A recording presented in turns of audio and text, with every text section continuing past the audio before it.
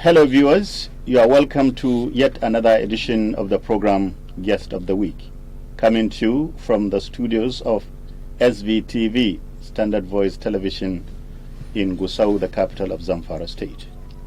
And today's edition is a special one. It is a special one in the sense that we are hosting the mouthpiece of the governor of Zamfara State and coincidentally my successor. That is what makes it a special program or edition of the program Guest of the Week. Honorable, you are welcome to Standard Voice Television Studio. Thank you very much, sir. Yes, like I've said, Guest of the Week is a personality profile program where we invite special guests who play a very important role in the society to give our viewers an account of their history and also the job they do in the society and how that job has impact on their lives. And in today's edition, like I said, we are hosting you in the studio as our special guest. And if I may start, I would like you to, first of all, give us a brief history of yourself. In essence, your biography. Thank you very much, sir. First of all, let me thank the Standard Voice for inviting me today to feature on this program. I have been here in Zamfara State for the past almost 6 months.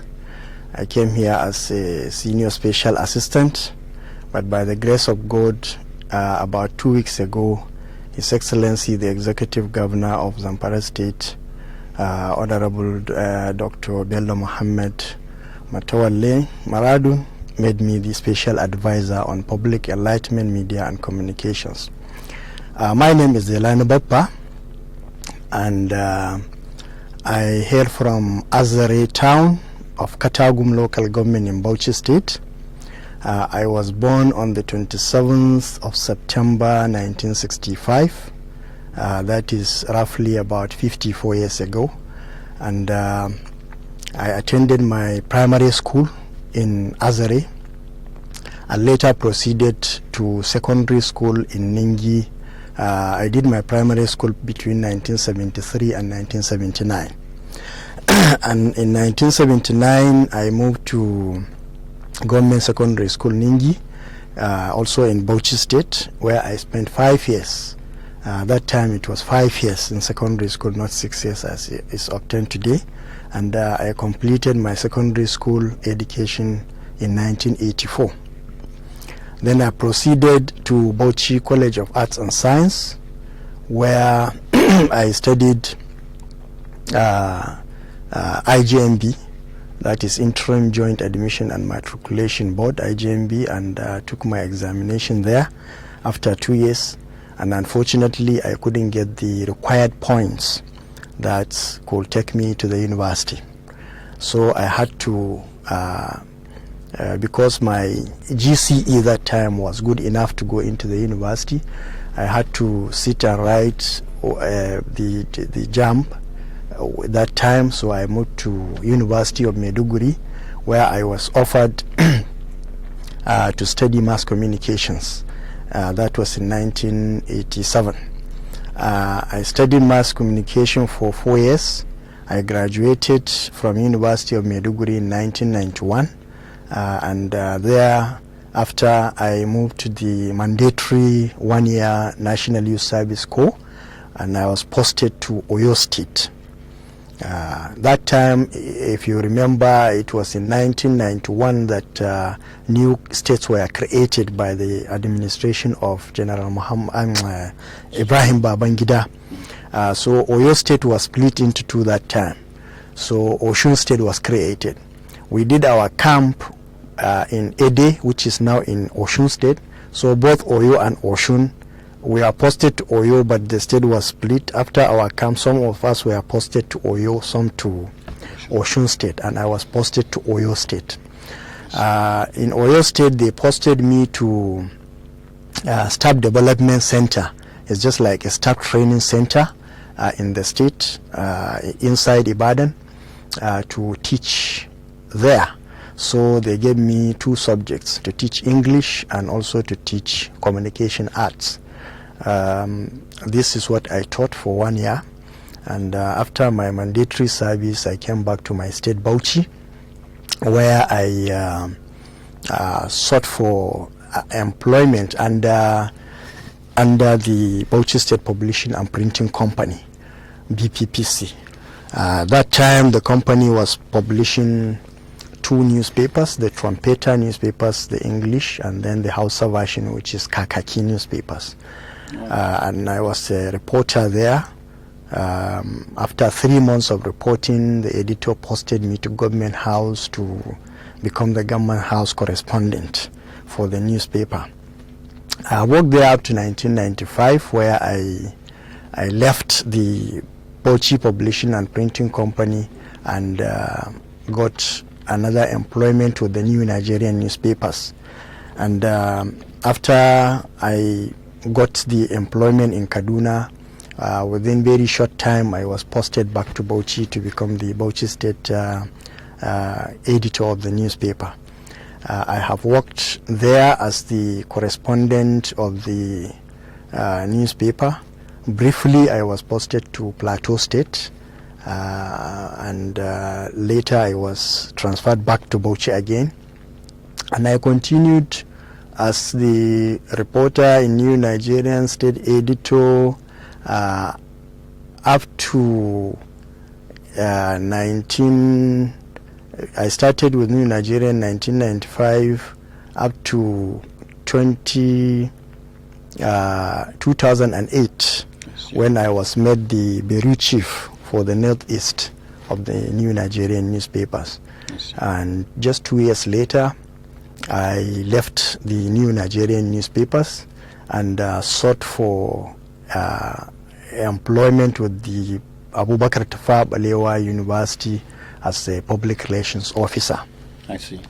So I moved from active journalism to public relations in 2010. I see. Yeah. I was employed as a senior assistant registrar there, and just 1 or 2 years later, since the second year there, the Directorate of Information and Public Relations was created in the university, and my nomenclature changed from senior assistant registrar to principal public relation officer. So I have worked there as the public relation officer of Abubakar Tafawa Balewa University, rising to a deputy director there, and up to 2019, when His Excellency Dr. Bello Muhammad Matawalla Maradun invited me to come and join his administration and give my own quota in the management of information system in the state, so that I become his spokesman.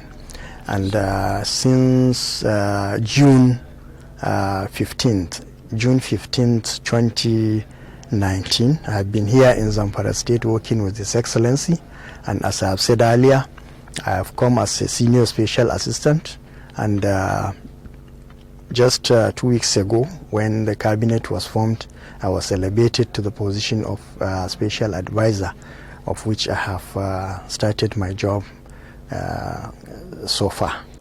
Wow, this is a wonderful history, full of achievements and encouragement. You're welcome. Viewers, we'll be right back after this short break. Fellow Nigerians, do you know that constituency projects are actually your projects? Do you know that constituency projects are funded by the federal government? Do you know that you can track release of constituency project funds for projects located in your constituency and follow up to know how they have been executed? Constituency projects happen because government does not want to leave any community out in development efforts. You have a responsibility to know what constituency project has been planned for your community, how much has been allocated for it, and whether value for money has been delivered. Take ownership of constituency projects located in your community. Protect them because they belong to you. Government knows about your needs and is planning for you. Government needs your help to ensure quality delivery. Know that constituency projects are actually your projects. Protect your constituency project. My constituency, my project. For information on funds allocated to projects in your constituency, call 0800 2255 4272. This message is from the Independent Corrupt Practices and Other Related Offences Commission and the National Orientation Agency. Okay, Alaji Zelani, the Honorable Special Advisor on Media and Enlightenment to the Governor of Zamfara State. We've had your track record of achievements. Now, the job of being a spokesperson to a governor or any political office holder is a tedious one, very challenging. How are you ready for the challenges in this job? Thank you very much. First of all, when His Excellency invited me, first before I came to Zamfara, he invited me to his house in Abuja. And actually, he did not even disclose why he is inviting me. He was inviting me. So when I went to Abuja, it was a weekend. I met him in his house. In fact, we spent more than an hour discussing many things, and he did not even disclose why he invited me. But at the end of the day, he said, "Do you know why I'm inviting you?" I said, "No, Your Excellency." He said, "I want you to be my special advisor." In fact, that is exactly what he told me. Okay. But he said, since special advisors are not appointed, but along with commissioners, I will offer you senior special assistant to come and start working with me. Okay. So I think this question, this information he gave me is basically in relation to the question you have asked. That's right. How am I prepared? Yes. Because he took me by surprise. I see. But you are a journalist yourself, a very veteran one. You know that in our job, we are always prepared. That's right. If you are not prepared, it means you don't have the experience. I had the requisite experience. It is the job that I have been doing. It's only to change the pattern of how it is going to be done. That's right. So immediately he told me that after the momentary few seconds of a little imbalance, I just replied that I'm ready for the job. Yes. And so he said, meet me in Gusau on Tuesday, the following week. So that is how it started. So actually when I went back to my hotel in Abuja, I was just thinking, I said, okay, so in fact, I'm not afraid of the job that I am going to take. Yeah.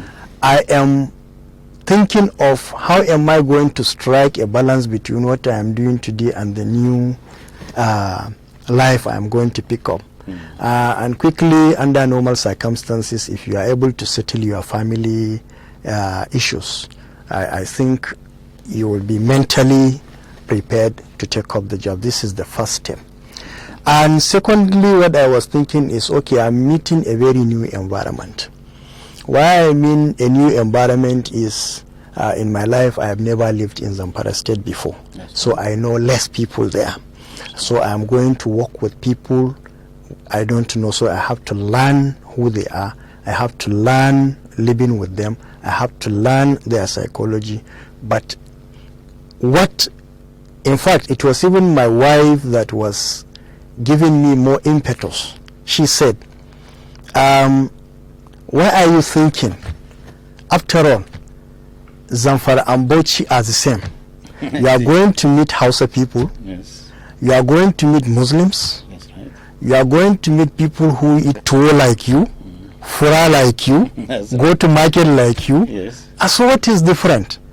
I say, well, you are thinking even ahead of me. As a journalist, I've gone to places, and it's true. When I work in Bauchi, when I work in Niobe, when I work in Plateau State, it's all the same. So this one is also going to be the same.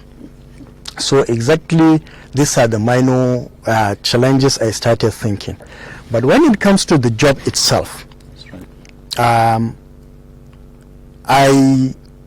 came to realize that one of the most unified profession is the journalism profession. We have unity, we have understanding, and we have a common goal. Wherever you go as a journalist, you meet journalists, you find out that they are exactly the same type of journalists you left where you came from. And if today I become an information manager, basically I'm also still a journalist, and we don't have any difference among ourselves. In other professions, you have all these categories. Today you have a lawyer, you have seniority, you have all these things, you have son, you have all this nomenclature. In journalism, we don't care about all these things. Yes, but Honorable Special Advisor, one of the most challenging problem of the job is you were serving academic environment, and now you are going to serve, or rather you are serving political environment. How do you strike balance between the two environments and serving your masters the way he supposed? I'm happy that in my life as a journalist, you will recall that before I served as public relations officer for 10 years in the university, I was also a journalist for 15 years. That's right. And as a journalist, I have worked very closely with a lot of people in power. Okay. I have been a government house correspondent. As a government house correspondent, I have been a chairman of government house journalists, and I was the in-between with the government and the journalists, and I was too close to my director of press in Bauchi, whom journalists used to call the cat with 9 lives. He served 8 different governors, including military and civilians, and I have learned a lot from him on how to manage information system within the government house. I have learned a lot. So this has helped me a lot with my experience as a journalist, with my training as a journalist, and with my little experience in being close to the seat of power. I was equipped enough to know how to address this issue when I come to managing the information system of the present administration. And I want to look at the management of the academic system as even an added advantage to me, because one of the most difficult people you can manage or institution you can manage is the academic institution. And this is a place where you are trained, it is your field, you want to manage it the way it is supposed to be managed. Professors think they know better than you, and they want you to do it their own way. There is a lot of conflict. Here, His Excellency, Dr. Bello Muhammad Nwetola, has given me an open ticket to do my job. In fact, I could remember a time when he told me that Zelani, something happened, so I wanted his input before I did something on it, and I was not able to get him in good time. So when he came and we met, and I said, is there anything?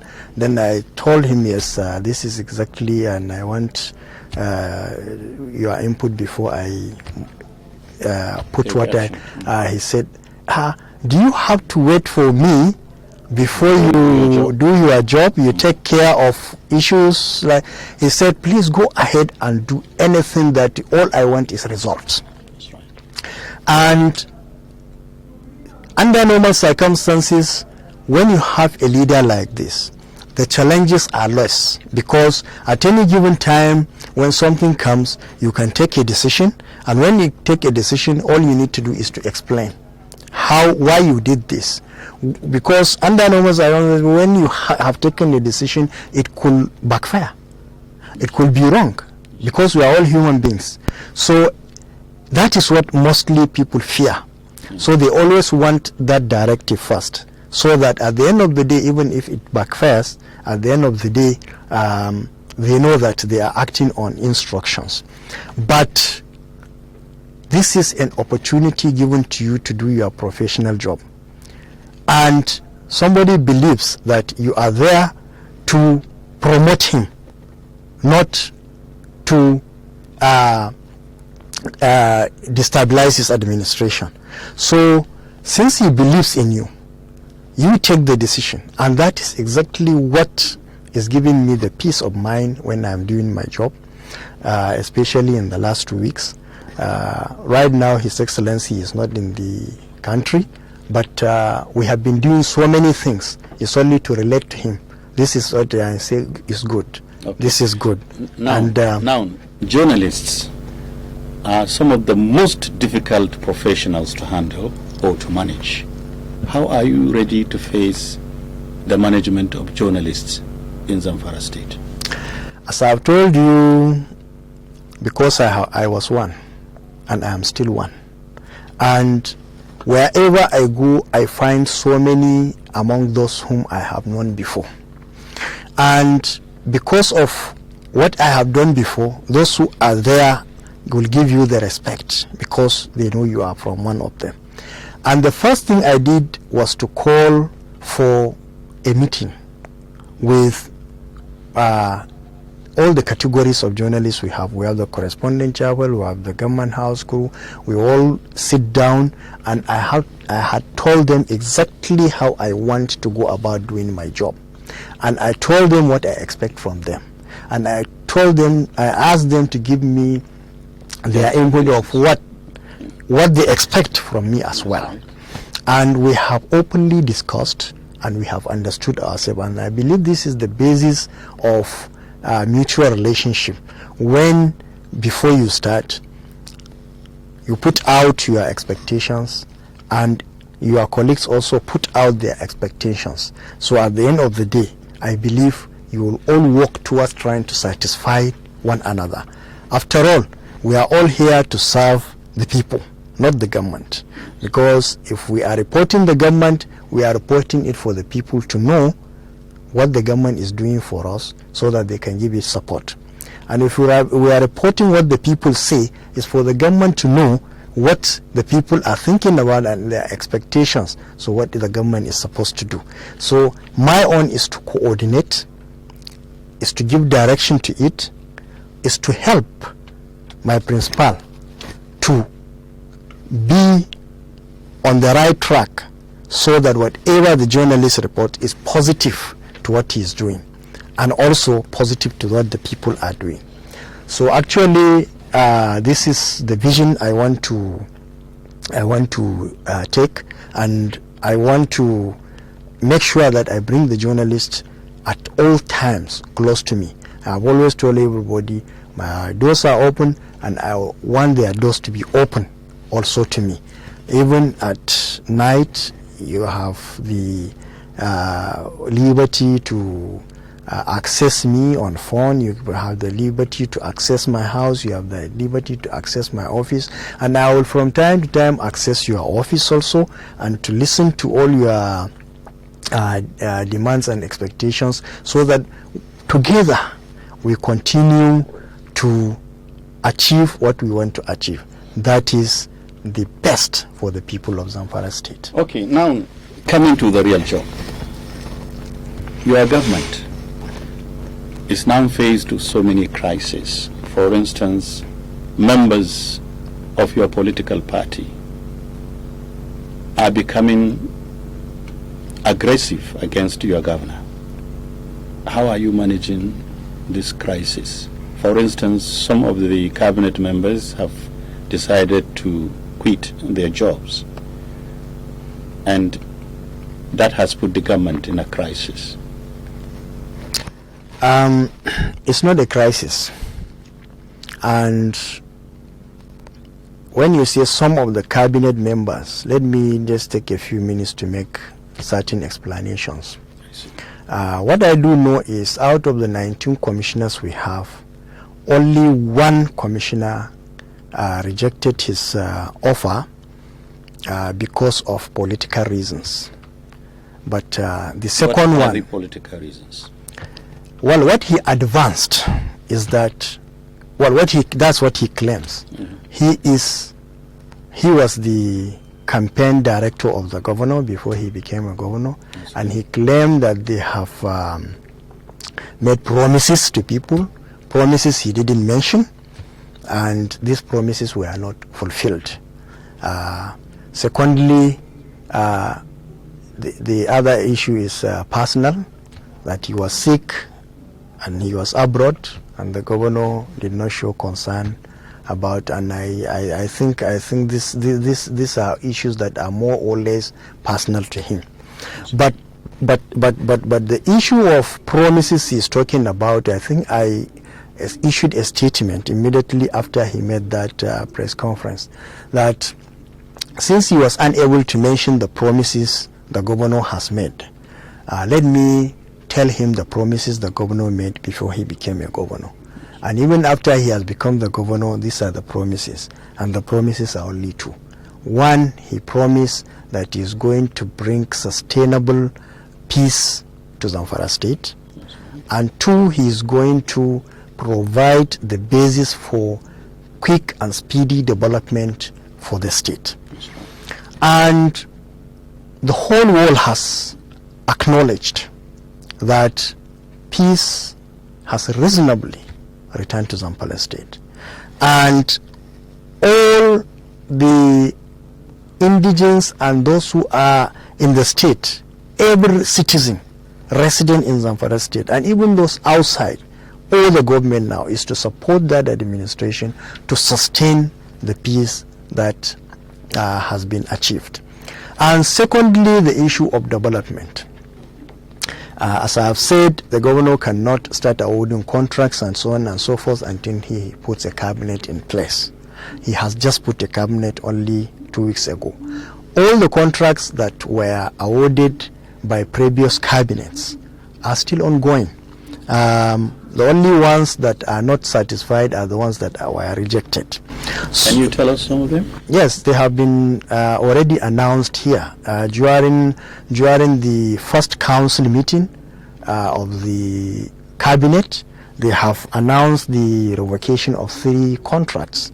One is a contract awarded to a company owned by former KB State Governor Adamu Aliero. I can't remember the name of the company now, but the company was awarded a contract for rural electrification, and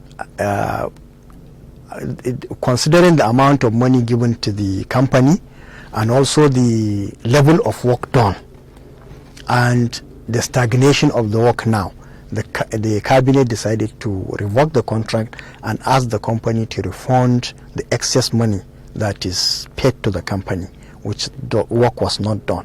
The other one was phase 1 and phase 2 contract of rural water projects awarded to China Zhangao, which also has attained certain levels of completion but were not also completed. The contracts were also rejected because some were awarded since 2013. That's about 6 years ago or so. So I think apart from these ones that were rejected, all the rest, like even township. But if you look at the initial statement by the governor, where he said he has decided to stop the university, the state university, but the construction was ongoing. Don't you think this is another area which the governor has revoked? It's not a vacation of anything apart from these 3. When you stop something to investigate is different from revocation, and only the council that awarded contract is the council that can revoke. And talking about the state university, the governor has great interest in the state having a university of its own, and to make sure that the university is sustainable enough to serve the people.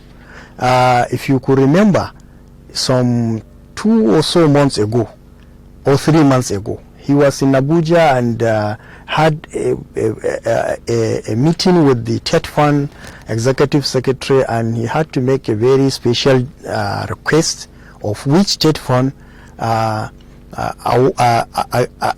agreed to give the Zamfara State University and the State Polytechnic 1 billion naira worth of contracts, which very soon they are going to start working on.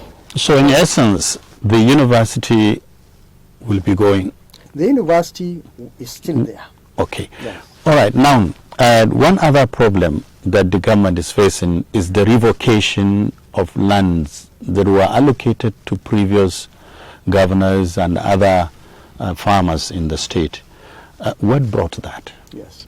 As I've told you, there is a problem of, but not told you, as you are aware, and everybody is aware, there is a problem of security in the state. And one of the things that the state government discussed with all the stakeholders, and when I say the stakeholders, I'm talking about the so-called bandits, the NSAK, the traditional institutions, the local authorities, the state government, politicians, business people, everybody.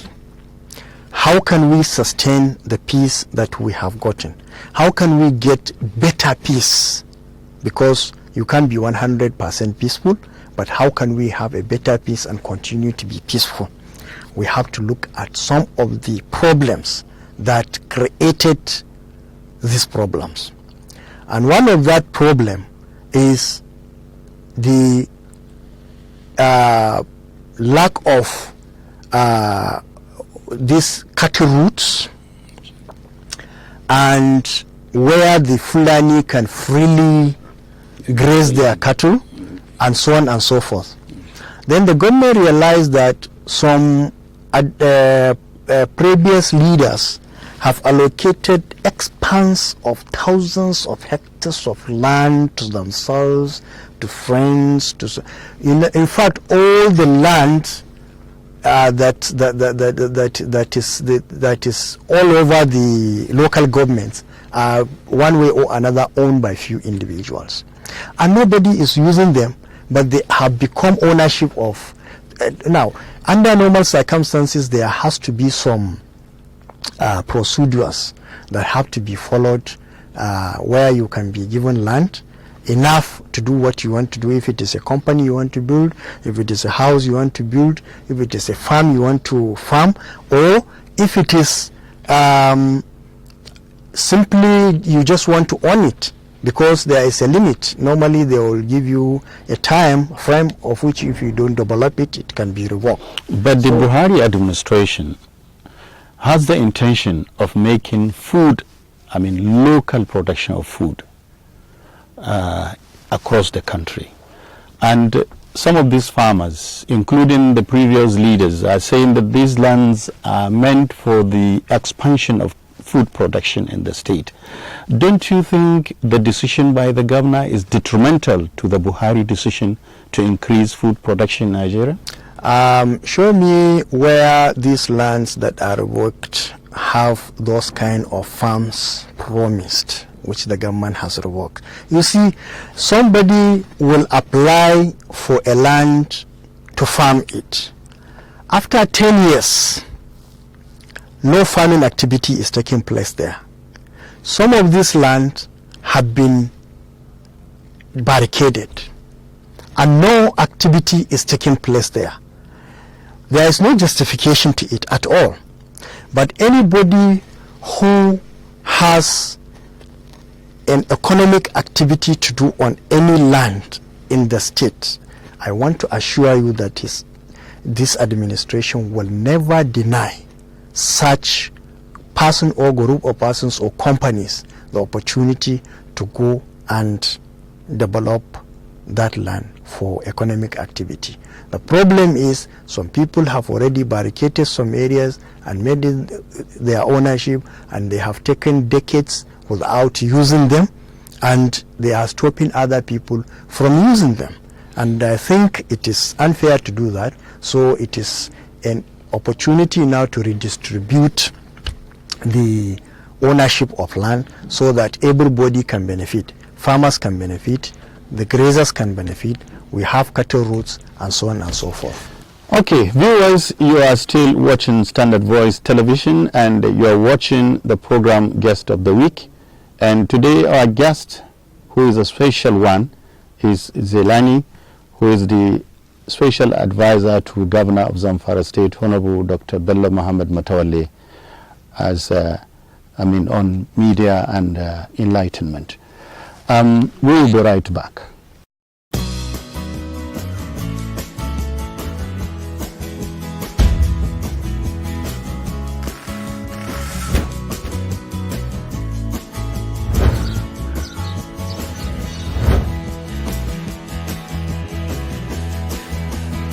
Viewers, you are welcome back. Honorable, now let's come to the issue of security, which you said your principal has achieved to some extent.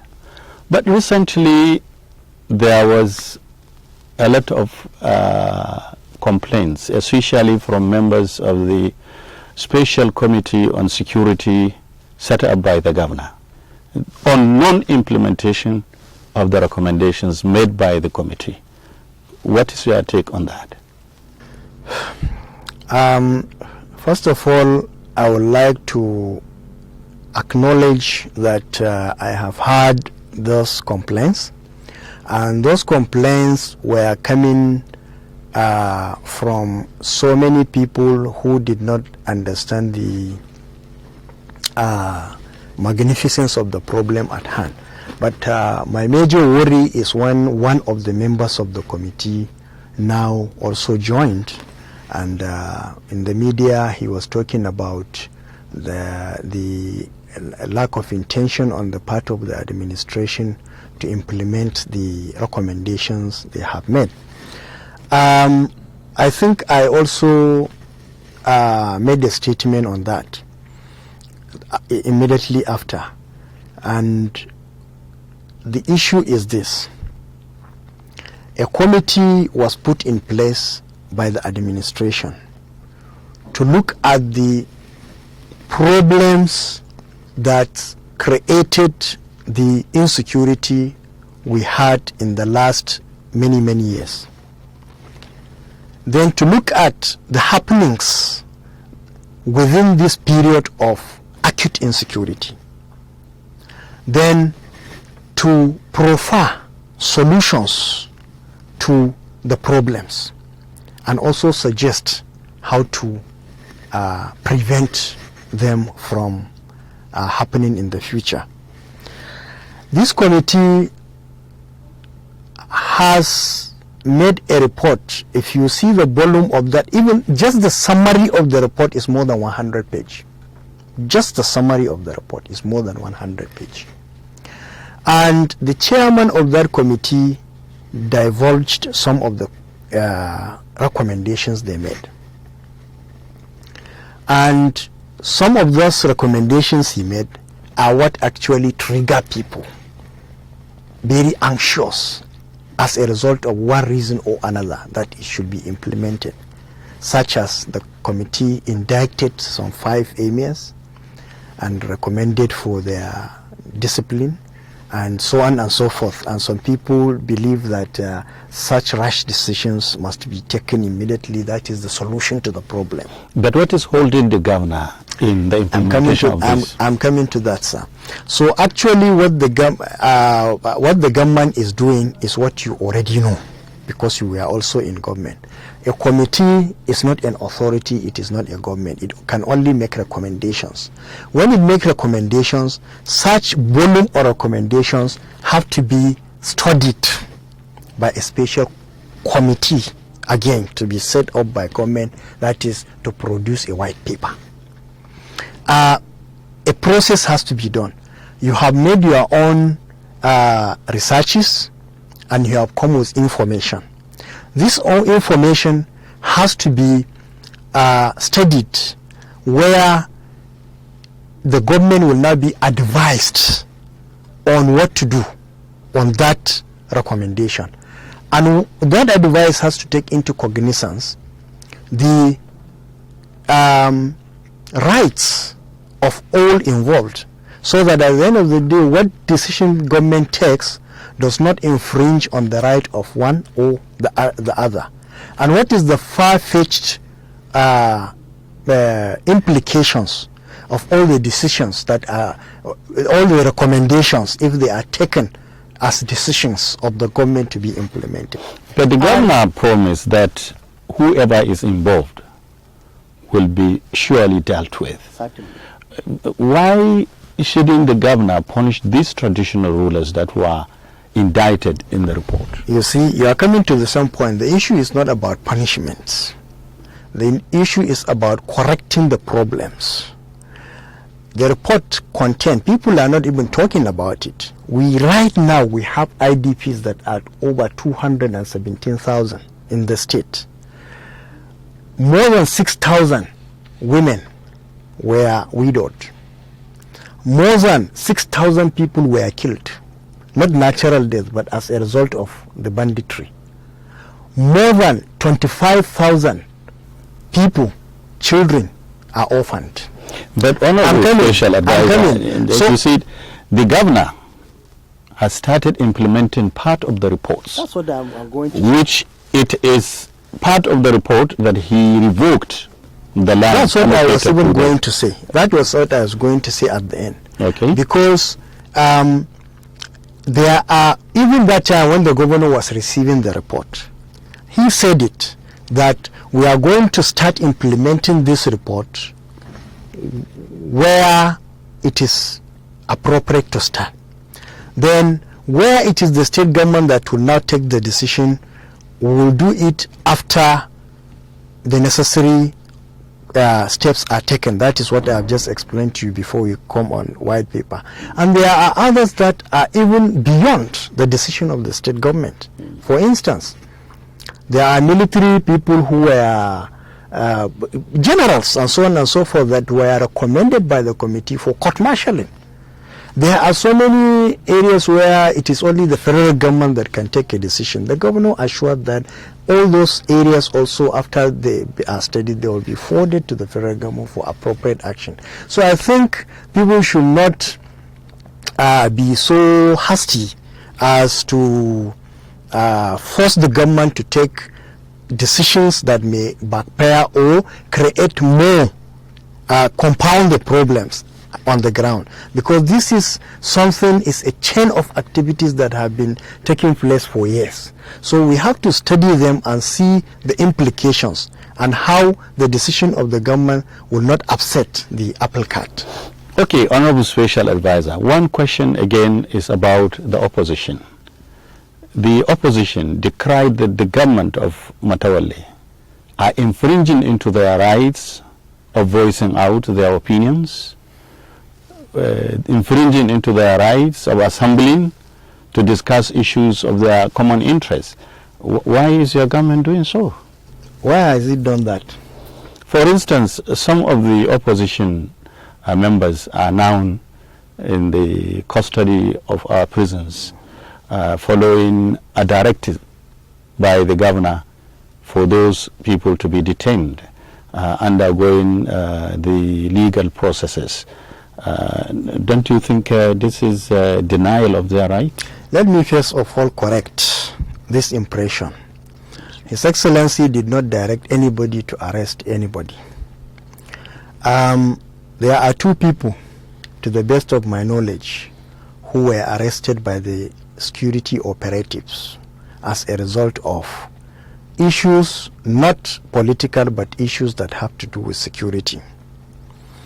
And these people, after their arrest, were not simply incarcerated. They were quickly taken to court. And the court asked for their remand until January, I think 30th or so, where the case will continue immediately. But don't you think these are bailable offences? If they are bailable, then I think it is the issue of courts, not the issue of the government. The government has nothing to do with court procedures. But what I am trying to say is, for instance, I said it's security issue.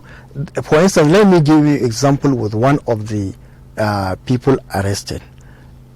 Alhaji Dan Malikin Gidan Goga made so many comments.